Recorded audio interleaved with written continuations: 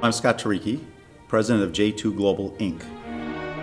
I originally came to know about the college through my parents when the school was very young. It was probably 10 years old or less, but I was interested in both the form of the education as well as its Catholic identity. Many years later, probably 15, 20 years later, when Dr. Dillon was the president, he had this dream and this vision of building the chapel and making it the cornerstone of this institution. As I told my wife, I said, that's something we've got to be involved in. So we had a back and forth for, I don't know, probably a few weeks where he'd ask me questions, I'd ask him questions, he'd answer, I'd answer.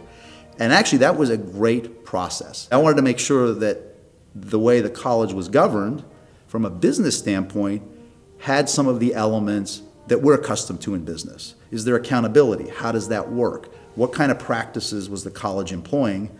Because unfortunately, all too often you see a very rudimentary set of processes around things like corporate governance.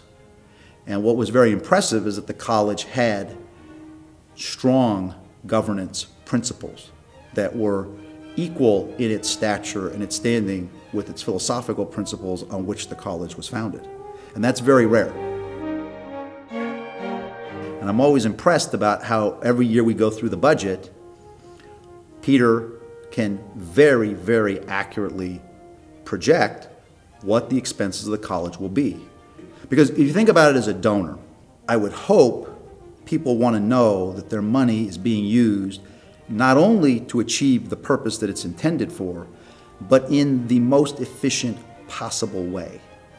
And that there isn't leakage coming out for huge administrative expenses or for other things that might be deemed frivolous. But if you're giving the money for a building, if you're giving the money for a scholarship, you want to know that's where your money is ending up.